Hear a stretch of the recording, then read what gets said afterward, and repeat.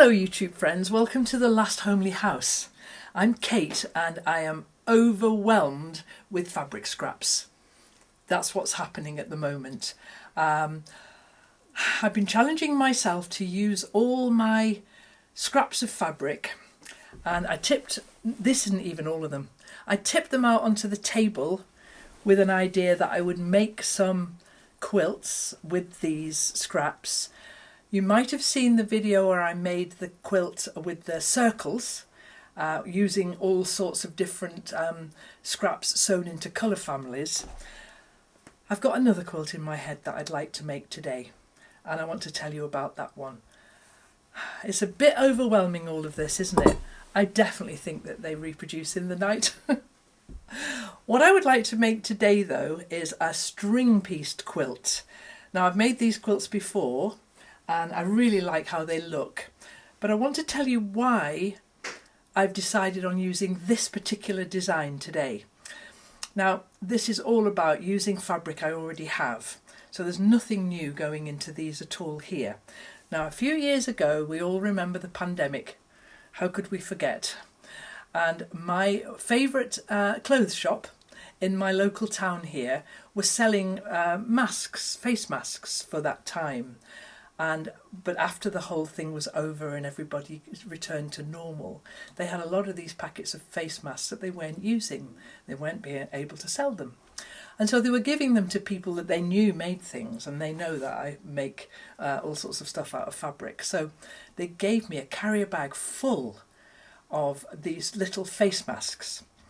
And they were lovely fabrics, really nice fabrics. So I brought them home and cut them up and made a cushion for them, which they've got in their changing rooms now. But when I was dismantling these masks,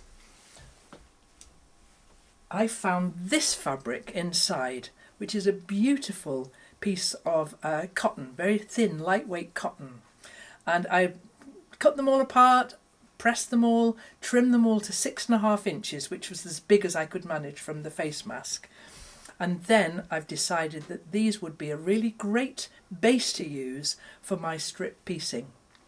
And I have a lot of them. So I have those. Then I have all of this, and this isn't all of it, there's lots more all over the place, but this is a good start. And what I'm doing here is cutting fabrics into 1.5-inch strips. And I'm also cutting some 2-inch strips as well, because I've got a different idea for what I might do with them. But with the 1.5-inch, they're going to be the basis for these string pieced blocks that I'm making. And I've got a box of them down here that I've been cutting and adding to over time. And so I'll cut a few more now. What I'm doing here is just choosing fabric I like the look of from this pile, and then stacking it up. I can probably get about 3 or 4, 5 maybe strips here underneath my rotary cutter. And here we go. I'm just going to line those up and cut myself 1.5 inches. It doesn't have to be terribly accurate, really, so it doesn't matter that that's not a straight edge. But I cut those then, and they all get dumped into the box down on the floor here. So I'll cut a few more, and then we'll go to the sewing machine and I'll show you how I make these string blocks. I think you know how to make them, but if you've never made them before, I'll show you how I do it. So I'm not sorting them by colour. The only thing that's regular here is the 1.5 inches. So there's a couple more there that I've made there. And then they're in my box, and I give them a good mix round, and we'll take them to the sewing machine with these bases here and make a few of these string blocks. Okay, so I'm at the machine now, and I've got my big pile of 1.5 inches here, all different lengths, and my base fabrics here. So let's just go. Now, I think there would be a clever way of doing this where I put a plain colour or the same colour up the middle so that the whole thing would look regular, but I don't care if it doesn't look regular. I'm just going to go for every colour under the sun. Okay, this is what I'm going to do. So, here we go. And I get the first few stitches in and then cut this so it's not too long and they can go back on that pile. And we'll go again. I'm just not looking at what I'm picking up so long as the two of them aren't the same or very similar colour.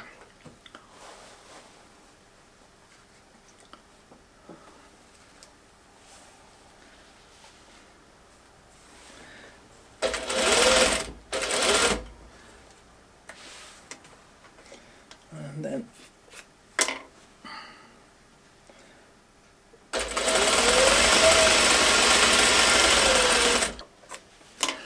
so I've got my iron set up here and I can just iron these two open like that so that I can sew one onto this side now. What should we choose? Oh, there we are, that's nice. Oh, that's very similar. What about this stripe? Yeah.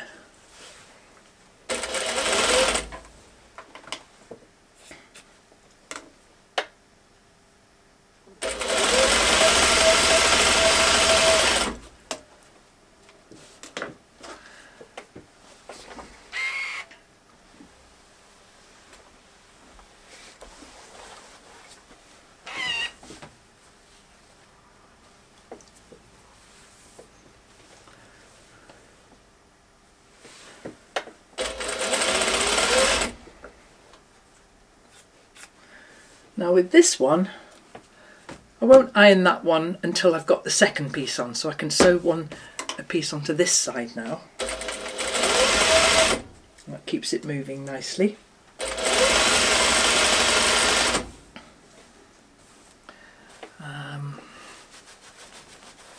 This is a long one, it's about this one.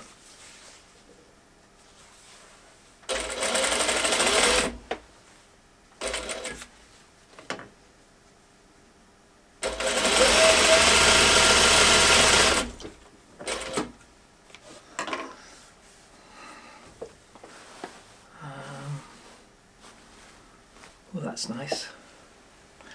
What's lovely about choosing your scraps, I remember that one. Cotton and steel, that's the line that one is. I remember that one. I don't know what I made with it, but I remember buying it and enjoying using that in some project or other. And when they're really short like that, I'm putting them on this side here for when I need these tiny little edges.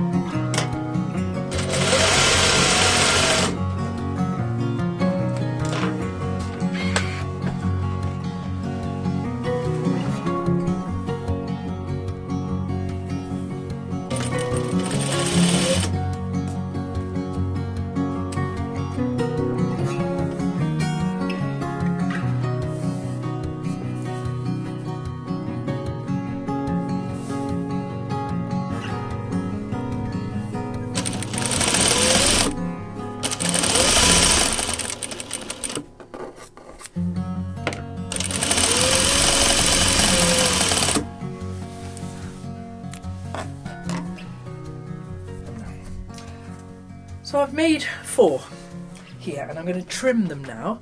Here they all are on their backs here. And so I'll just get the first one. Now I've got this ruler, which is a 6.5-inch ruler, which is the same size as my backing fabric. And it's marked with lines, quilt lines, like rulers are, but it's quite hard to see when you've got it against a lot of really colourful fabric.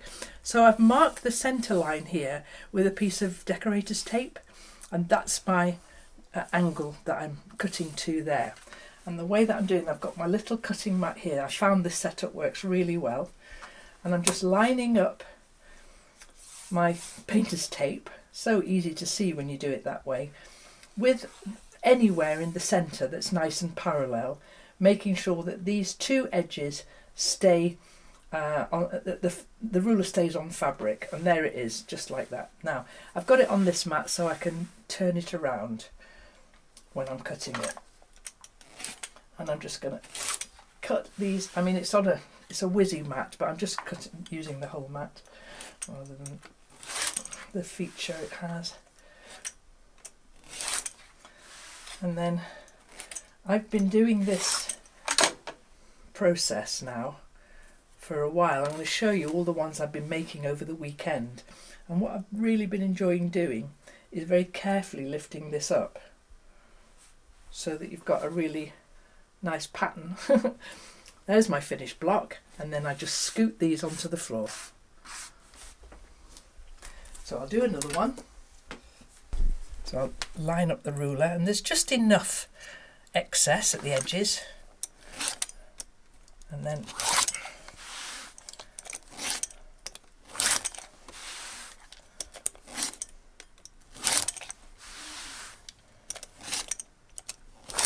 I find that doing that first of all makes sure that I've properly cut it out. Okay, so then if we come, we'll see if we can do that again. I did have fun with this at the weekend. You might have seen I put a little Instagram post up about this. Isn't that fun? But then, as soon as I've done that, all I need to do is scoot it onto the floor where it joins all the others.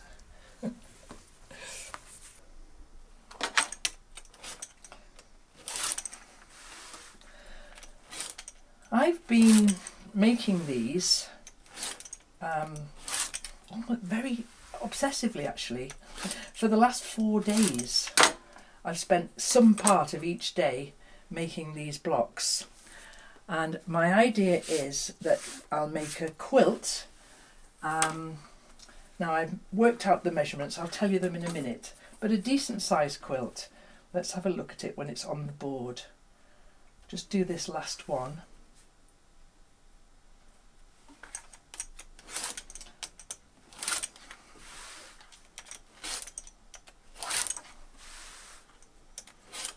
This 6.5-inch ruler is a really handy thing. Okay, last one. Up it comes.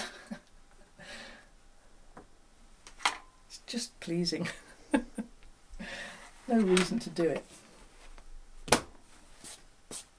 Okay, so I've got these 4 blocks now, and I'm going to add them.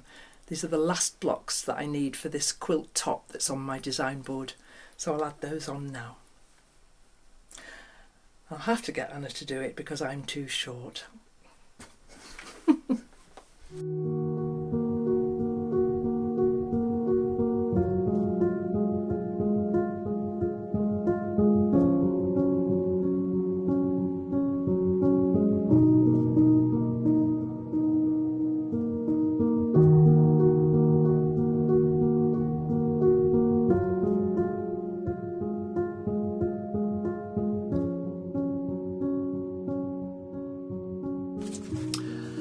Well, I've been making these blocks for days. It got a little bit obsessive. I've been cutting the 1.5 inch and sewing these blocks and really enjoying myself. There are 96 blocks up there. They finish at 6 inches because they're 6.5-inch square. And I've been planning out my ideas for them in my Quilt Planner's notebook, which is a notebook that I put together for this very thing, where you can design your own quilts and make records of the quilts that you're making. I have this available in my shop, but what I wanted to show you was when we were putting this Quilt Planner's notebook together, we used the picture of my mum's string-pieced quilt as one of the lovely double-page spreads there. And so this has been invaluable. I'm on my 2nd volume now. for planning out and thinking about sizes and maths. If you've been here any length of time, you'll know that I'm not very good at numbers, and so for me I have to have things written down and do the maths really carefully. So I wanted to make a quilt that was a decent size, and this one will finish at 52 by 72 inches, but that's just the quilt top. I wanted then to make a scrappy border and a binding which will make it ever so slightly bigger. So it'll be interesting to see what size this quilt finishes at, but it'll be a bit bigger than 52 by 72. I had this idea when I was looking at it on the board there, that if I made a binding for this, and this is the binding I'm making here, I'm sewing onto my adding machine tape and sewing all the little tiny bits and pieces that are left over that are wide enough onto here, which will then be my binding. But I thought it might look a little bit bonkers if it came straight after all of this magical, colourful mess that the quilt is. So I'm going to put, I think, I'm going to put a little bit of a plain coloured border around the outside, and that then might be the colour that's on the back of the quilt. I'm not sure yet. But that's what I love about making quilts. You can plan all of this out, draw it out in here, think it through, do all the maths, get it all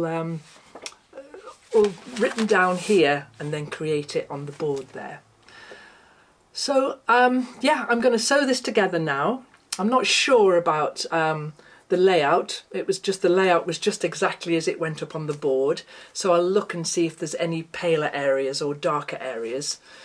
Looks pretty even to me though. And then I'll sew it all together and think about how I'm going to do the borders and the outside. I think I definitely will get this one machine quilted. I usually hand quilt all my quilts, but this one I think it's quite robust, and I think it would look better for to be long armed. So I might send this one up to my friend Kath, who's the long arm quilter who lives in the Borders, who does my beautiful long arming for me. So I'm going to sew some more of this now, and I'll get back and show you this finished quilt. Which won't be much longer now. It's nearly there, and I look forward to sharing that with you. But I have a lot more scraps. I have a table full of scraps. So I think that there's a lot more quilts on that table there that need to be made into something or other. I've got some ideas, quite a lot of ideas, about how I might process those and get the rest of them out and process them as well. But for now, I think this string piece quilt, I think we've got a finish on that one almost.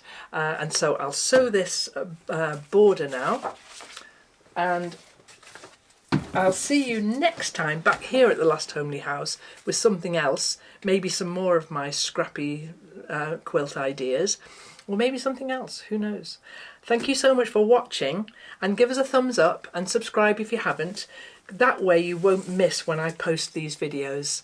And thank you so much for watching, and I'll see you here next time. Let's do some of these strips now.